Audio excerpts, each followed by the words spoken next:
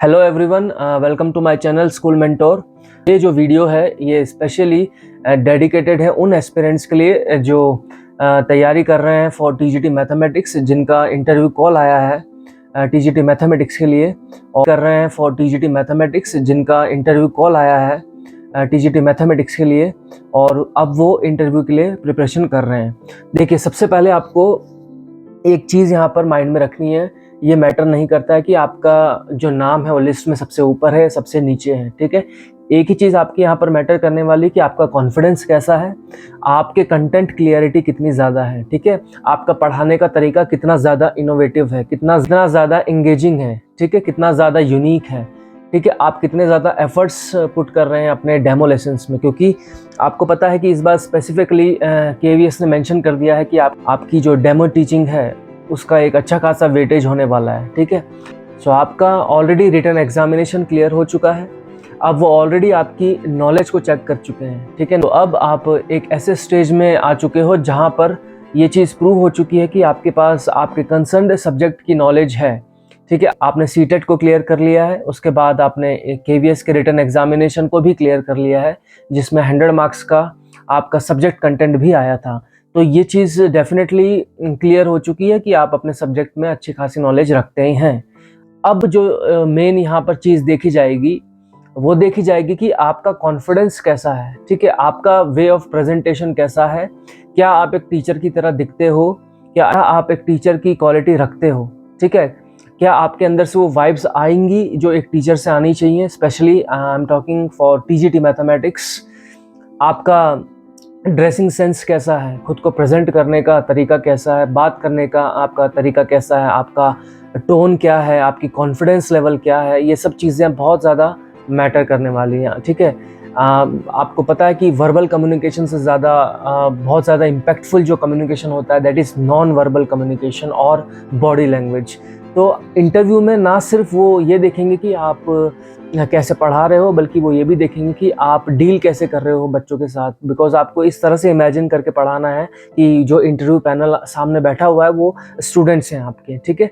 तो आपका dressing sense की भी बहुत ज़्यादा इंपॉर्टेंस है यहाँ पर। आपका जो इंटरव्यू है टीजीटी मैथमेटिक्स का, ये 20 मई से 25 मई के बीच में होने वाला है जेएनयू कैंपस में। सबसे ज़्यादा जो इम्पोर्टेंट रहने वाला है आपके लिए वो रहेगा आपका इंट्रोडक्शन। देखिए, the first impression is the last impression. So अगर आपका फर्स्ट इम्प्रेशन बहुत ज़्यादा अच्छा जाता है इंटरव्यू पैनल के ऊपर, तो डेफिनेटली जो आने वाला टाइम होगा इंटरव्यू में, आने वाले क्वेश्चंस होंगे, आने वाला जो भी इंटरेक्शन होगा आपके साथ, वो काफ़ी ज़्यादा लाइट हो जाएगा आपके लिए, और काफ़ी आप इस चीज़ को एंजॉय भी करेंगे। तो मैं आपको ये सजेस्ट करूँगा कि आप सबसे पहले तो अपना एक यूनिक इंट्रोडक्शन तैयार कर लीजिए। उसमें बहुत ज़्यादा आपको चीज़ें ऐड करनी नहीं है, बहुत ही ज़्यादा ब्रीफ में आप अपने बारे में बताएंगे, आपकी एजुकेशन, आपकी फैमिली बैकग्राउंड, ठीक है। उसके बाद आपकी कोई अगर स्पेशल अचीवमेंट है तो वो आपको बताना है, और अगर आप अपनी कोई हॉबीज़ को इंक्लूड करेंगे या फिर कोई भी को करिकुलर एक्टिविटीज़ में आपकी अचीवमेंट है, जैसे कोई स्पोर्ट्स हो गया, जैसे कोई सिंगिंग हो गई, जैसे कोई आर्ट्स का अगर कोई टैलेंट है वो हो गया, तो कोशिश करिए कि ये सब चीज़ें आप बहुत ही ज़्यादा ब्रीफ में बताएंगे उनको। बिकॉज इतना ज़्यादा टाइम नहीं मिलेगा आपको अपने इंट्रोडक्शन के लिए। हार्डली आपको 1 से 1.5 मिनट का टाइम वो वहाँ पर देंगे कि इंट्रोड्यूस योरसेल्फ। तो उसको बहुत ही ज़्यादा शॉर्ट एंड क्रिस्प रखिए आप, और जितना अच्छे से आप इस चीज़ को बोलेंगे तो डेफिनेटली उतना ही अच्छा इंप्रेशन आपका जाएगा इंटरव्यू पैनल के ऊपर।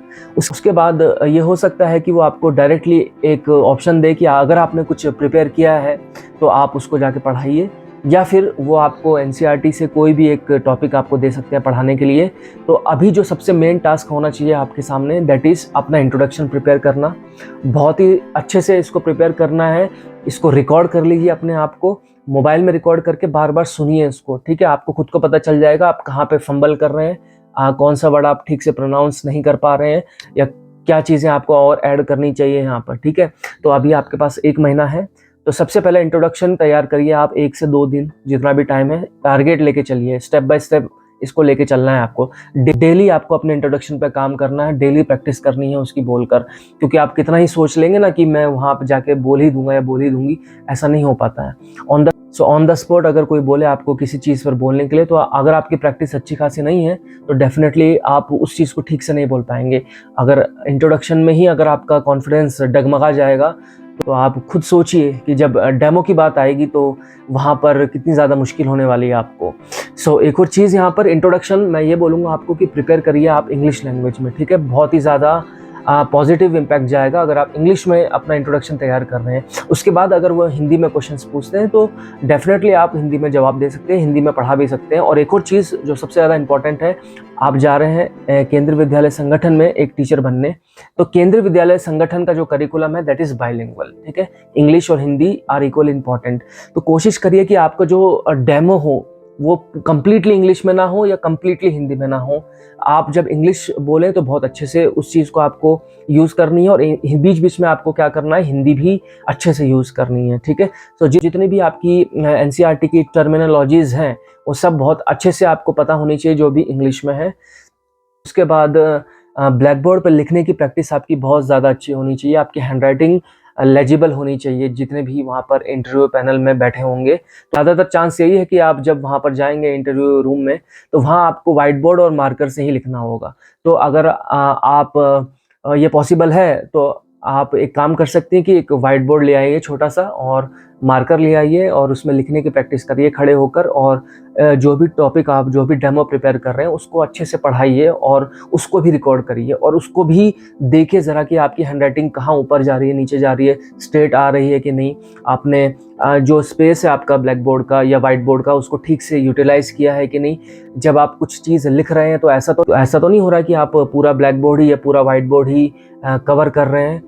तो आपको इस चीज़ का भी ध्यान रखना है कि आपको 45 डिग्री का एंगल बनाना है बोर्ड से, ताकि आप जब लिख रहे हैं तो साथ साथ जो आप बोल भी रहे हैं तो बच्चे उस चीज़ को देख पाएँ, या फिर इंटरव्यू पैनल में जो बैठे हैं उनका व्यू ब्लॉक ना हो जाए। तो अगर आप चाहते हैं कि डेमो जो आप दें उसमें जो क्रॉस क्वेश्चनिंग हो उसमें आप बहुत ज़्यादा कॉन्फिडेंट फील करें, तो एनसीईआरटी को बहुत अच्छे से आप ब्रश अप कर लीजिए, ठीक है। जितनी बार आप एनसीईआरटी को पढ़ोगे उतनी ही बार आपको लगेगा कि हाँ आपने कुछ नया सीखा है। सो जितना कॉन्फिडेंट आप रहेंगे अपने कंटेंट को लेके, जितनी ज़्यादा होल्ड आपकी कंटेंट पे रहेगी, पकड़ रहेगी, तो उतना ही ज़्यादा आप कॉन्फिडेंट फील करेंगे।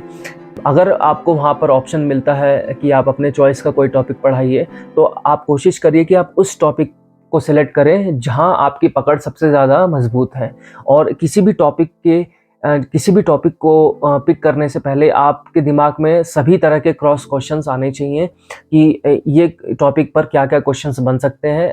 तो आप 1 से 2 दिन लीजिए एक टॉपिक को प्रिपेयर करने के लिए, और 3 से 4 जो आपके बेस्ट डेमो हैं वो आप तैयार करके जाइए, एटलीस्ट 3 से 4, ठीक है। एनसीईआरटी को अच्छे से पढ़ लीजिए, अपना इंट्रोडक्शन अच्छे से तैयार कर लीजिए, ब्लैक बोर्ड या वाइट बोर्ड पर लिखने की प्रैक्टिस अच्छे से कर लीजिए, ठीक है। ड्रेसिंग सेंस का आपको बहुत अच्छे से ख्याल रखना है उस दिन।